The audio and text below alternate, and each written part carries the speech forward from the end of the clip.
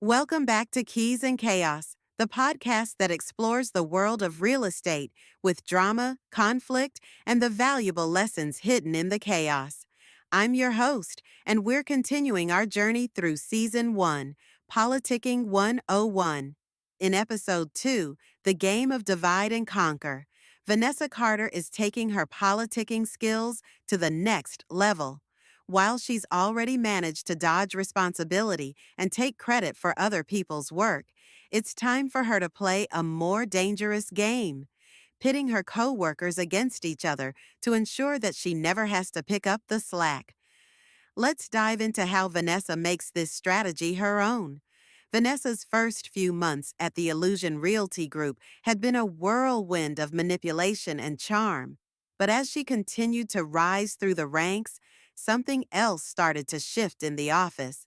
Colleagues were catching on to her tactics, and the once smooth operations were becoming more and more chaotic. Rather than step up and fix the growing dysfunction, Vanessa realized there was a better way. She could divide and conquer.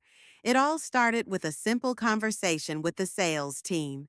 Vanessa overheard some frustration about the marketing department not pulling their weight on a big campaign. She amplified it. The next day, she casually mentioned to the head of marketing, "It's so frustrating that the sales team always complains about your work. They don't understand how hard it is to get results." To sales, she said, "Marketing just doesn't get the pressure we're under, do they?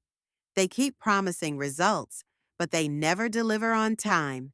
A few days later, both departments were at odds, and the blame for the delay in the project was shifted entirely onto each other. While the teams fought among themselves, Vanessa's position in the office grew stronger. She stayed neutral, sweet-talking both sides while playing them off each other. She threw in compliments, playing on their egos to deepen their trust in her. She flattered her manager, Mr. Green. "You know, I've heard the marketing team speak so highly of your strategic vision. They really look up to you. I think that's what sets you apart from everyone else here. It's your leadership." Mr. Green ate it up, completely oblivious to the fact that Vanessa was fueling the fire between departments. Vanessa wasn't just manipulating teams, she was building relationships with the higher-ups, ingratiating herself with them on a personal level. She casually mentioned how much she admired their families, how their kids were doing well, how their leadership inspired her. One day she overheard that Mr. Green's daughter had just gotten into a prestigious university. Vanessa seized the opportunity. "Oh, Mr. Green, I heard your daughter got into Harvard. What an amazing accomplishment. You must be so proud. You've really set an incredible example for her." Vanessa secured another point of access to her manager's trust. It was a brilliant move, gaining favor without lifting a finger. As the weeks passed, things got worse at the Illusion Realty Group. The office had become a battleground of competing interests and frustrated employees. People were pulling in different directions, and no one trusted each other anymore. The air was thick with resentment. Vanessa remained untouched. Even though she wasn't doing the work herself, she made sure the burden fell on others. She set up a situation where people were scrambling to pick up the slack for her while she coasted by, smiling and making nice with the people at the top.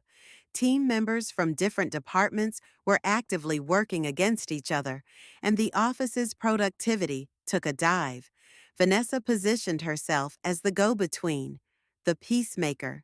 Whenever someone needed a decision from her, Vanessa delayed or asked for more information, keeping herself out of the crossfire.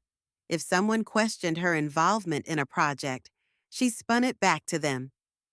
"I thought you were handling that. Let me know if you need any support."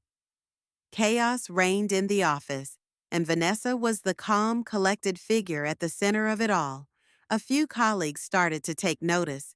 They saw through her charm and flattering words. Some began talking among themselves, wondering if they could confront her without jeopardizing their careers. Vanessa's power continues to grow, but the cracks in her plan are starting to show.